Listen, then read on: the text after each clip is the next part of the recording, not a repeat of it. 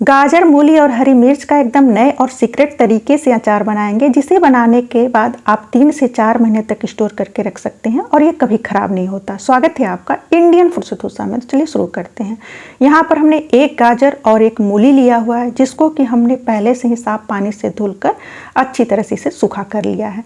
अब हम गाजर के पीछे से थोड़ा सा मोटा वाला भाग काट करके हटा देंगे और थोड़ा सा आगे से पतला वाला भाग काट करके हटा देंगे। इसी तरीके से मूली को भी काट लेंगे और काटने के बाद गाजर के ऊपर से छिलके को हटा देते हैं। तो छिलके हटाते समय आप ध्यान दीजिएगा, कहीं कहीं थोड़े से गड्ढे होते हैं, उसमें मिट्टी वगैरह होता है, तो उसे आप अच्छी तरह से साफ़ कर लीजिएगा।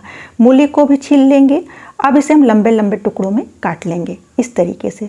तो आपको ध्यान रखना है कि गाजर और मूली का छिलका हटाने के बाद इसे आपको पानी से नहीं धुलना है। अब हम क्या करेंगे, ये मोटा वाला भाग गाजर का है, तो इसमें हम 2 से 3 टुकड़ा करेंगे। तो पहले इसे हम 2 टुकड़ों में करेंगे, इसके बाद बीच से 1 टुकड़ा और कर लेंगे।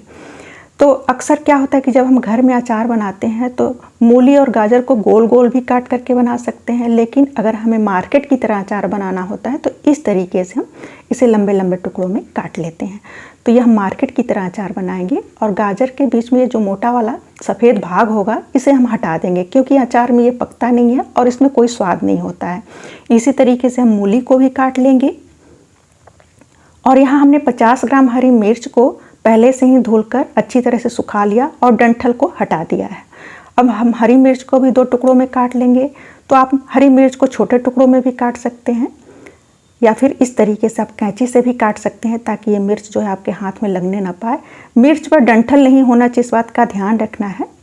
और यहाँ हमने 1 मूली, 1 गाजर और थोड़े से अदरक को इसी तरीके से लंबे टुकड़ों में काटकर पहले से ही रख लिया था। तो जैसा हमने गाजर मूली काटा है उसी तरीके से अदरक को भी हमने लंबे टुकड़ों में काट करके रख लिया था। ये देखिए। तो हम क्या करेंगे, साफ सूती का कपड़ा बिछा लेंगे और इसके ऊपर हरी मिर्च, मूली और गाजर को डाल करके फैला देंगे। कपड़े का एक छोर पकड़ेंगे और सबको अच्छी तरह से इस तरीके से सूखा कर लेंगे। तो काटने के बाद क्या होता है ना कि गाजर मूली में थोड़ा सा नमी आ जाता है, यानी कि थोड़ा थोड़ा पानी लगता है। तो इस तरीके से आप कपड़े का छोर पकड़ करके इसे अच्छी तरह से सुखा लीजिएगा, ताकि थोड़ा बहुत भी जो नमी हो अच्छी तरह से सूख जाए। 5 मिनट के लिए इस तरीके से फैलाकर छोड़ दीजिएगा पंखे की हवा में। धूप में नहीं रखना, इस बात का ध्यान रखना है। और 5 मिनट के बाद आप इसे एक बोल में उठा लीजिएगा। अब इसमें हम डाल देंगे स्वाद के अनुसार सफ़ेद नमक। तो यहाँ हमने सेंधा नमक का प्रयोग किया है, क्योंकि हम घर में भी खाने के लिए सेंधा नमक का ही प्रयोग करते हैं। तो आप नॉर्मल जो सफ़ेद नमक होता है उसका भी इस्तेमाल कर सकते हैं। और इसमें हम डाल देंगे 1.5 से 2 चम्मच हल्दी पाउडर।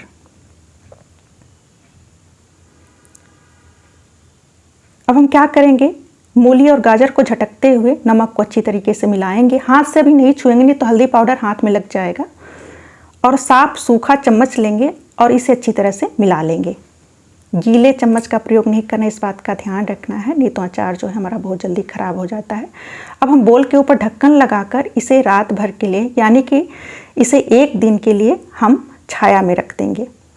तो यहाँ हमने 1 दिन के लिए इसे छाया में रख दिया था। धूप में नहीं रखना है, ढक्कन हटा देंगे और आप देख सकते हैं कि गाजर मूली ने थोड़ा सा पानी छोड़ दिया है। ये देखिए, आप देख सकते हैं। तो हम क्या करेंगे, एक बोल लेंगे और इसके ऊपर छलनी रख देंगे और इसमें जो एक्स्ट्रा पानी है उसे छान करके हटा देंगे।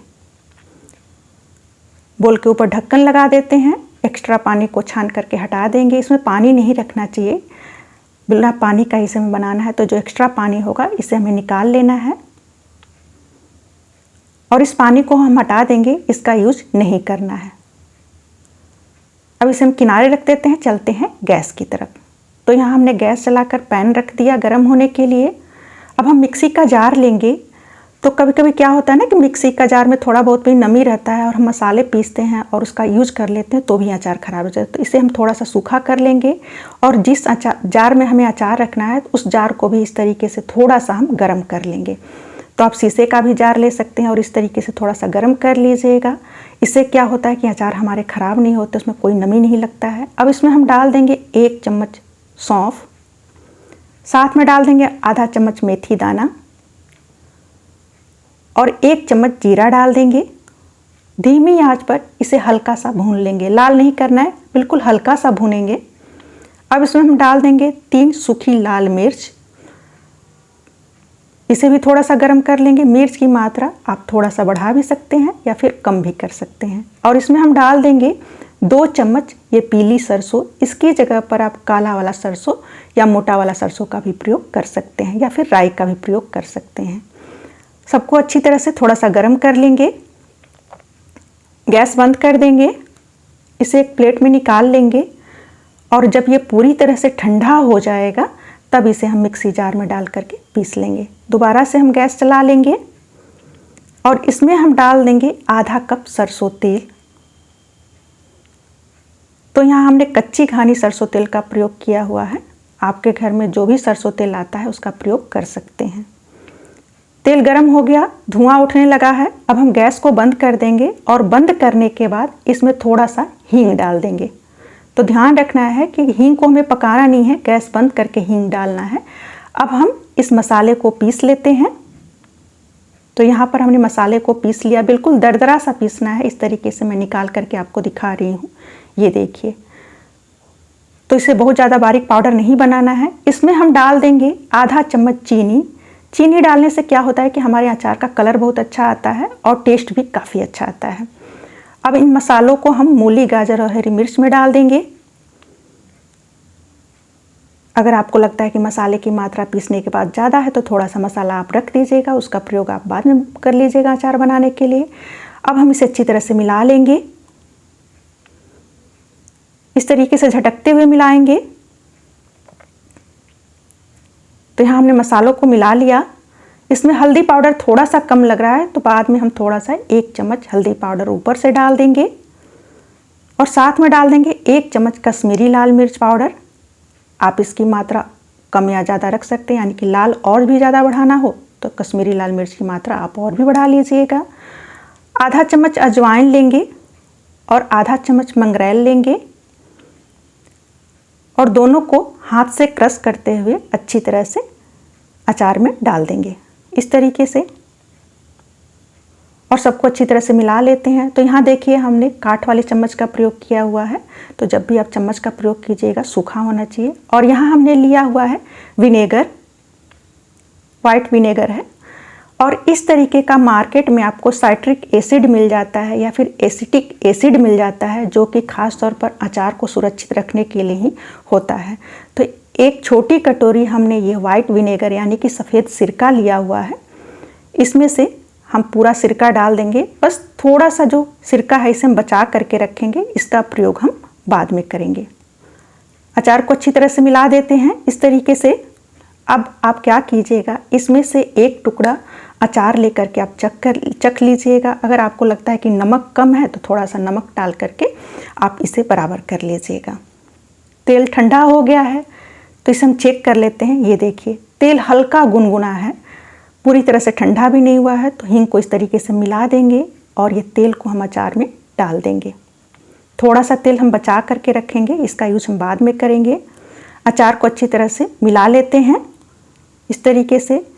तो तेल की भी मात्रा आप कम या ज़्यादा रख सकते हैं, लेकिन इस अचार में बहुत ज़्यादा तेल की ज़रूरत नहीं पड़ती है। कम तेल में ही अचार बन करके तैयार हो जाता है। तो ये देखिए हमको ने सबको अच्छी तरह से मिला लिया।